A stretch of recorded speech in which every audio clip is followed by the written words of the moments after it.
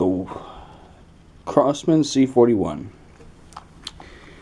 It's a 177 caliber BB shooter, repeater, single action only. It feels like it moves, but it's a fake hammer. Cosmetic slide, does nothing, and it's pretty consistent on trigger. Although you do have to let it come back the full way before you have to let it I think this is one of the kind that actually pulls the barrel backwards. Anyway, it takes 12 gram CO2s, standard ones. It goes into the grip. Don't like those. Should have a full-size metal dropout magazine, but for 60 bucks, what do you expect, huh? And that's another one of the problems. It's 60 bucks brand new. Mine was 40 pre-owned, and I paid for it big time. Because this is the second part I'm going to talk about. It's horrible. Now, I didn't go in depth on my other reviews of this gun, but here's a complete full walk around. Fake safety, real safety's over there. Good trigger, but yeah. I don't know why the hell they did this. They could have knocked this down to a sturdy, non-movable slide, and they could have dropped it down about $5-10 bucks more. Pushed the price down to like 45 to 50 bucks maybe. But either way, like I said, here's the safety. Red for dead, black for back, white for you're alright. I didn't realize it was going to be a white. But anyway, CO2 goes in one side only, and the magazine loads like so.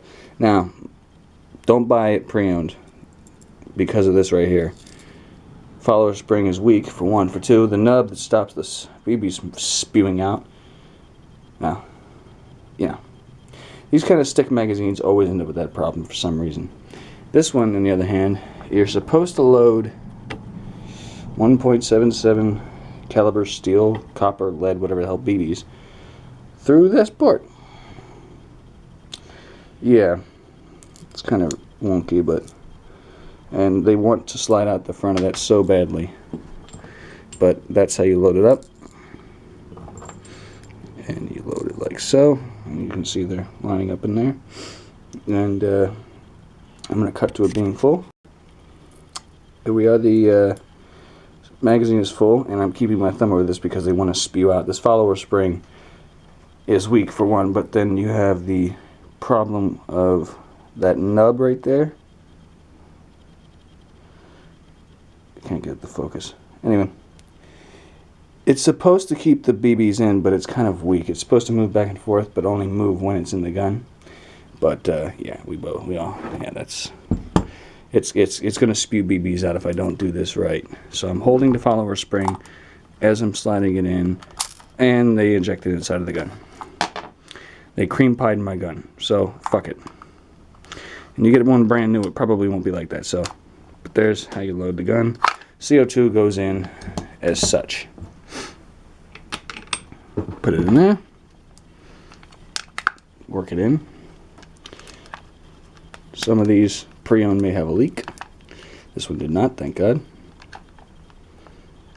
No leak whatsoever. Not even a hiss. And she's ready to fire.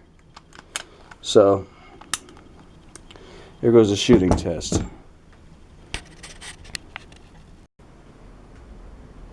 Okay, 10 shots. Bag rested 15 feet. Brand new CO2 tank.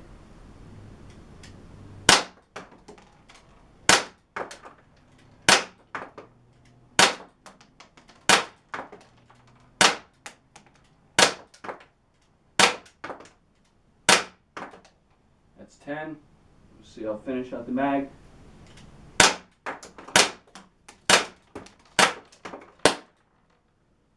$14 shots.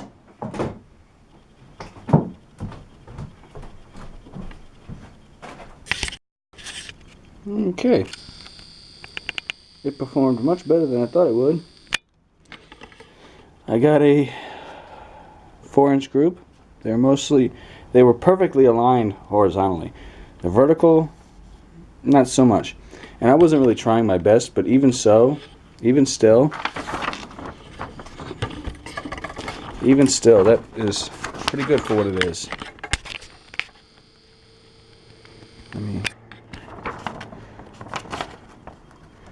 It's pretty good for what it is. So, there you go. That's doubled over pillow, aka bag. About a 4-inch group, yeah, maybe a little less. But, so, yeah, there you go.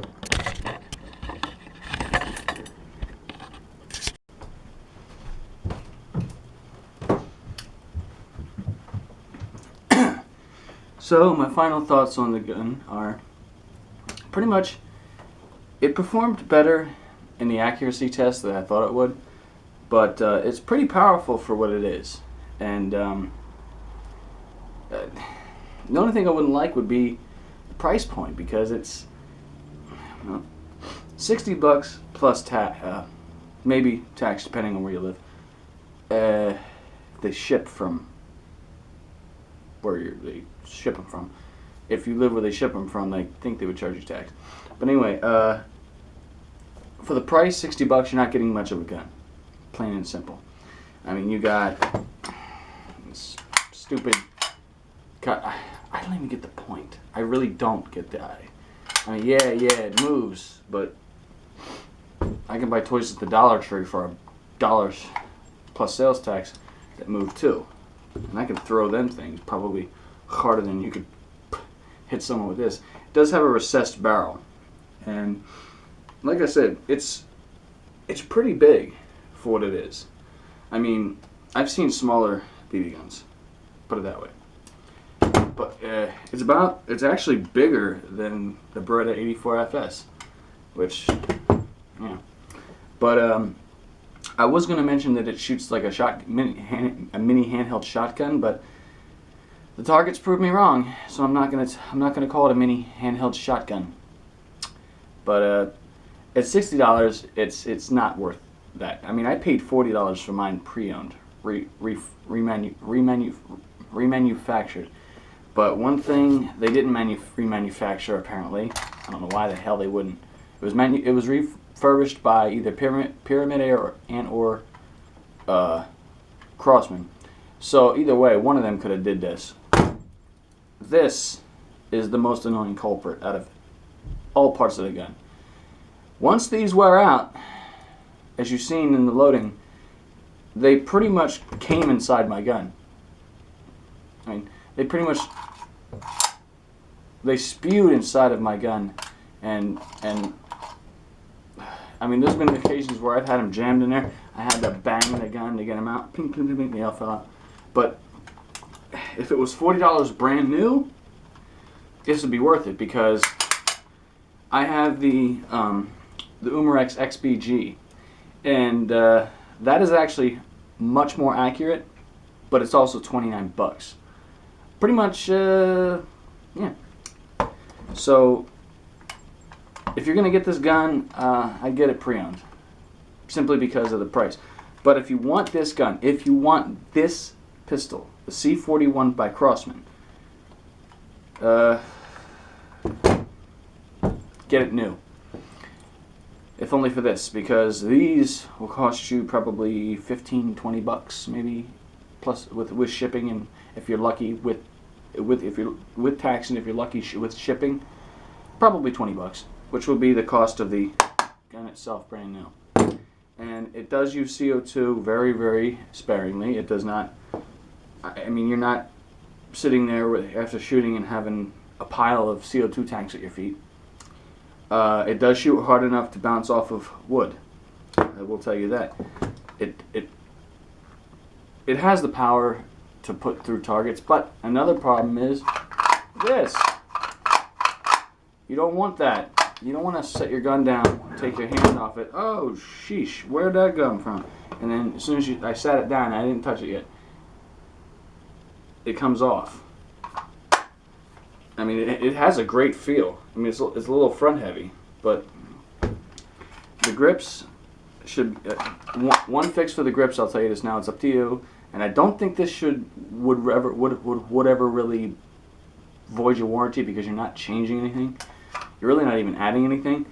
A piece of a spot of hot glue right there, and then smooth it out so it's like a little bump, you know. And then that way it will give it more friction. It won't be as easy to slide on and off, but as it stands, it's too easy to slide on and off. That would do that. But there's no thumb screw. There's no visible indication that this is not a gun from 5 feet away. That looks pretty damn real. So, and it's got a good crack. I know the camera dulls the sound, but honestly, I would not get this gun for any price if I had the choice to do it again. If I could get that $40 back and push it towards the Walther P38, I would. Which that's what I suggest. It's not. The $60 price tag is too close to the $100 price tag of the Walther P38 to defy the. Get the Walther P38. But like I said, if you're looking for a cheap gun to add to your collection and you're not worried about function, you're worried about form, this is okay to add in your gun collection. Just sit there and do nothing with. And pretty much that's it. I mean, $40 pre-owned, $60 brand new. Don't get it for function. Get it for form. Ramblings on. Bye-bye.